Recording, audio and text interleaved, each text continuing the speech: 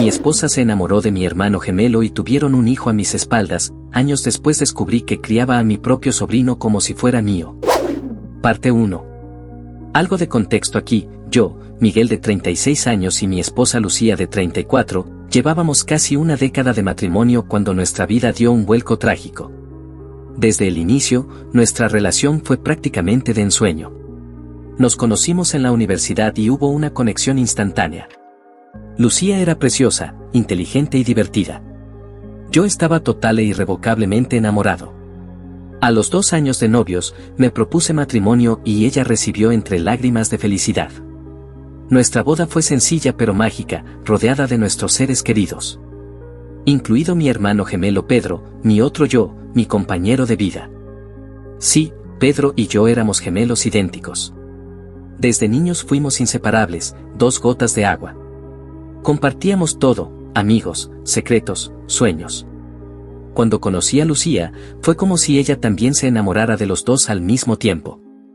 Eres muy afortunado de tener un clon, me decía en broma. Así tengo 2 Migueles en uno. Lucía y yo nos mudamos a las afueras después de casarnos. Pedro se quedó en la ciudad, pero nos veíamos continuamente. Era habitual que se quedara en casa algunos fines de semana para pasar el rato con su cuñada favorita. Todo marchaba de maravilla. A los 2 años, Lucía quedó embarazada. Recuerdo su sonrisa radiante cuando me lo dijo. Seríamos padres, una familia. Incluso Pedro se emocionó y prometió ser el tío más increíble del mundo. Los meses pasaron y Lucía se veía más hermosa que nunca con su pancita creciendo. Yo los atendía y consentía a ella y al bebé que venía en camino. Estaba tan concentrado en mi familia, que no noté cuando todo comenzó a torcerse. Las primeras señales eran casi imperceptibles, algunas miradas furtivas entre Lucía y Pedro, risitas tontas cuando los 3 estábamos juntos. Pensé que solo eran ideas mías y las descartadas.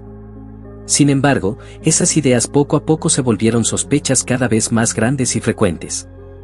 Pedro pasaba más tiempo que nunca en casa, a veces sin avisar. Lucía y él tenían largas conversaciones a solas que se interrumpían cuando yo llegaba. Una ocasión mientras estaba en la cocina, escuché murmullos y risas ahogadas del otro lado. ¿Qué sucede ahí?, preguntó al abrir la puerta de la sala.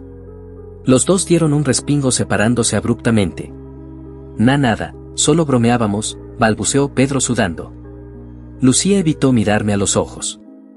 Varias veces revisé el teléfono de Lucía cuando ella no estaba, esperando encontrar algo, lo que fuera.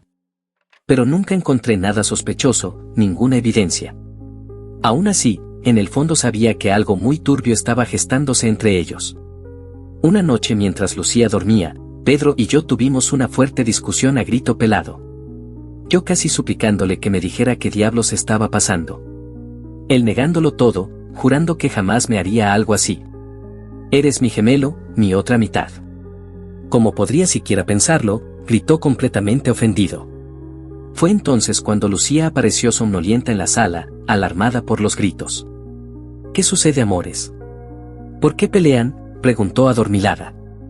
Pedro y yo cruzamos miradas tensas. Por un segundo, pensé en confesar todo en ese instante.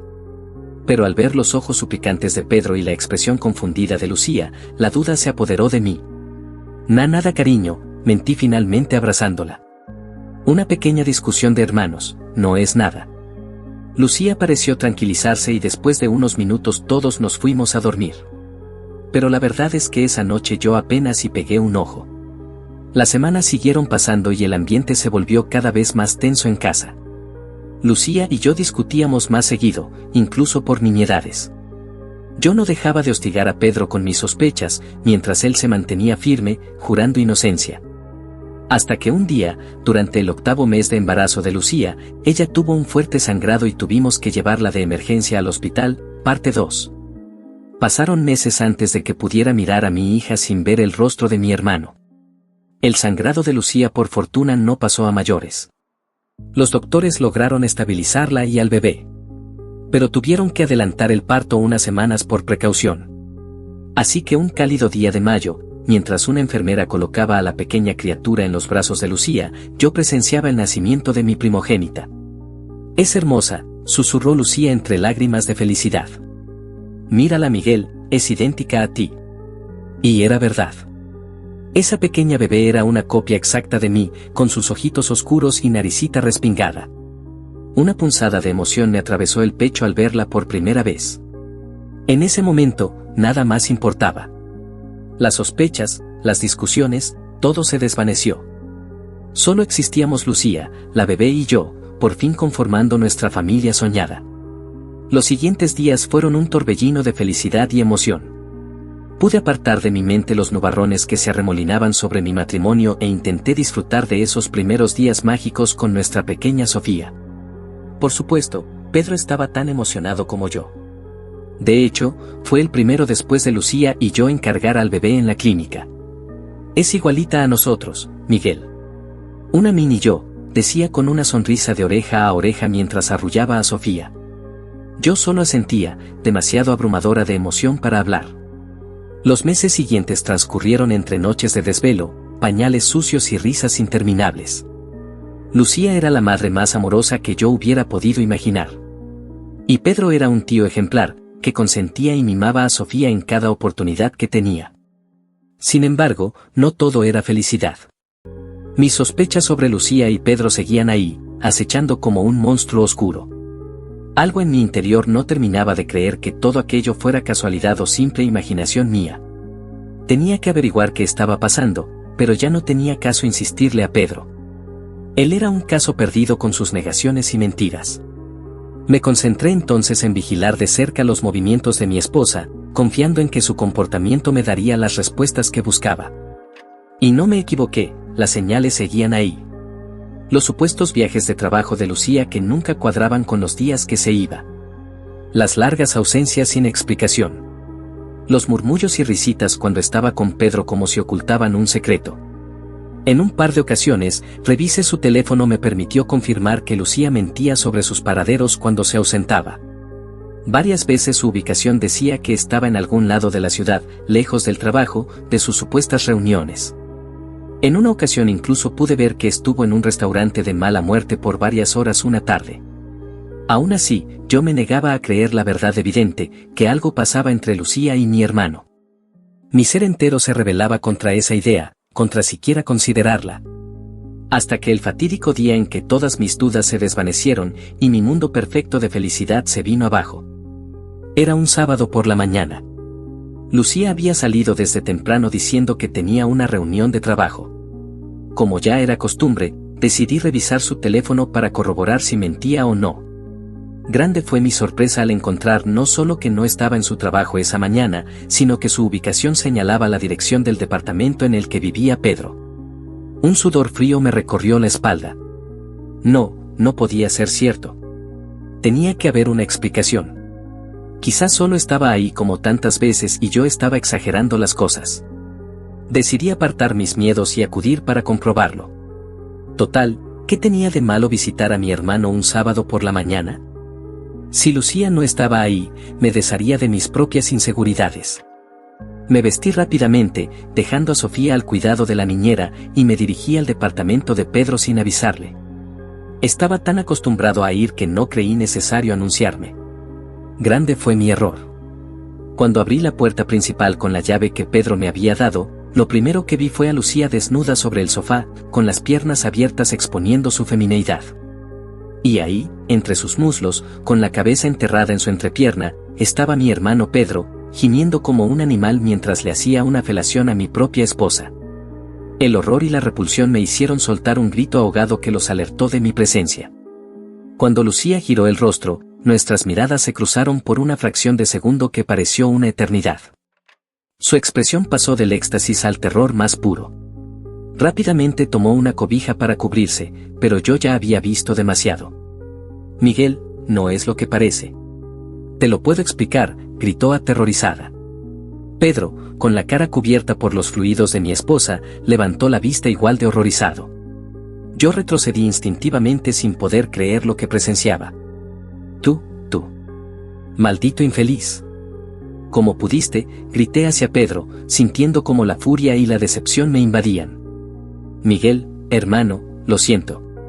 Yo no quería que te enteraras así, balbuceó Pedro mientras se incorporaba.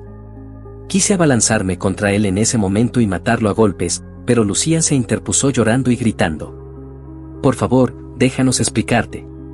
Esto no es lo que crees. Que no es lo que creo, espeté fuera de mí. Te encontré revolcándote con mi propio hermano, perra traidora. Te amo, Miguel. Lo amo a él también, gritó Lucía descontrolada, sin un ápice de vergüenza. Sus palabras me golpearon como un puñetazo en el estómago. Cállate, no digas más, rugió Pedro rojo de ira y humillación. Dando largas zancadas, se acercó hasta estar cara a cara conmigo. El hedor de su aliento cargado con el aroma del sexo oral me revolvió las entrañas. No sé qué hacer, hermano, murmuró abatido. Yo también la amo. Y ella me ama a mí. Hemos intentado superarlo pero no podemos. Lo miré con una mezcla de repulsión, dolor y odio. Lucía seguía gritando incoherencias a nuestro alrededor, pero yo apenas si la escuchaba. Todo mi universo se había reducido a ese momento, a la dolorosa traición de los dos seres que más amaba en el mundo. Ya no tienes nada que explicar, insecto, escupió, parte 3. El día que mi ahijado cumplió 5 años, recibí una carta que cambiaría todo. Han pasado casi 6 años desde aquella fatídica mañana en que descubrí la peor de las traiciones. La imagen de Lucía y Pedro juntos en la cama sigue grabada a fuego en mi mente, persiguiéndome cada día sin tregua. El divorcio fue un proceso tortuoso y lento. Los recuerdos de amor y odio se mezclan en una espiral sin fin. Por momentos añoraba los días felices junto a Lucía cuando formamos nuestra familia. En otros, ardía en deseos de venganza hacia esos amantes que me destrozaron la vida. Al final, gracias a las pruebas que reuní, me quedé con la custodia total de Sofía. Lucía ni siquiera luchó por mantener los derechos sobre su hija. Supongo que la culpa y la vergüenza eran demasiado grandes. De Pedro no supe nada más. Se había mudado lejos de la ciudad y cortado todo contacto conmigo y con mis padres. Como si nunca hubiéramos sido una familia unida. Como si su traición hubiera borrado años de amor fraternal. En cuanto a mí, me enfoqué en sanar las heridas y rehacer mi vida junto a mi pequeña Sofía. Ella era mi motor, mi razón para salir adelante. Jamás mencioné lo ocurrido sobre su madre y su tío, pero tarde o temprano tendría que explicárselo. Los años pasaron y poco a poco las cosas mejoraron. Incluso comencé a salir con algunas mujeres, intentando rehacer mi vida amorosa. Ninguna relación cuajó realmente, tal vez por el miedo a ser traicionado de nuevo. Pero al menos tenía mi trabajo estable y a mi hija, que era una niña feliz y risueña. Todo marchaba de esa manera, hasta que un día como cualquiera, una carta certificada llegó a mi apartamento. La abrí sin muchas expectativas, pensando que sería algún asunto legal o fiscal. Pero cuando leí las primeras líneas, fue como si me hubieran golpeado con un mazo en la cabeza. Miguel, hermano mío. Sé que no tengo derecho a dirigirme a ti después de todo el daño que te causé. He pasado años enteros lamentando mi traición y mi cobardía, sufriendo en silencio por mis pecados. La carta estaba firmada por Pedro. Mis manos temblaban mientras continuaba leyendo. Escribe esta carta para contarte algo que he estado ocultando todos estos años por miedo a tu reacción y por vergüenza. Pero las cosas han cambiado y ya no puedo seguir con esta carga. Cada palabra se clavaba en mí como una aguja ardiente. ¿Qué más estaba por confesar este miserable? Hace poco más de 5 años, cuando todo se vino abajo entre nosotros 3, Lucía estaba embarazada de mi hijo. Solté la carta de golpe, con un nudo atravesado en la garganta. Un hijo. Pedro y Lucía habían concebido un hijo mientras yo traicionaban. Lo sé, lo sé. Esta noticia debe estar destrozándote ahora mismo tanto como me destrozó a mí enterrarme por boca de Lucía. Nuestro amaciato fue un error que manchó todo lo bueno en nuestras vidas. Y ese niño nació como un recordatorio viviente de nuestra perversión. Retomé la carta con manos temblorosas, conmocionado. Tantos años pensando que Sofía era mi única hija biológica. Al principio, Lucía y yo decidimos callar su existencia por temor a tu reacción. Pero ahora ese niño está por cumplir 5 años, y me avergüenzo de que no lo conozcas. Porque ironías de la vida, ese pequeño no es solo mi hijo, sino tu sobrino también. Me quedé lívido tras leer esa línea. Mi sobrino, la prueba viviente del engaño y la lujuria entre mi esposa y hermano. Un nudo se formó en mi garganta y las lágrimas comenzaron a brotar. Te adjunto una foto del pequeño Daniel, con la esperanza de que decidas conocerlo. No busco tu perdón, hermano, eso ya lo perdí para siempre. Solo quiero liberarme de esta carga antes de que sea demasiado tarde y ese niño inocente pague los pecados de sus padres. Tomé con manos temblorosas la fotografía adjunta y la miré fijamente. Un pequeño niño de rostro angelical y sonrisa radiante me devolvía la mirada. Sus ojos, idénticos a los de Pedro y los míos. No tienes que verlo si no quieres. Comprenderé si decide arrancar esta carta, romperla en 1000 pedazos y continuar con tu vida negando la existencia de Daniel. Lloraré amargamente si es así.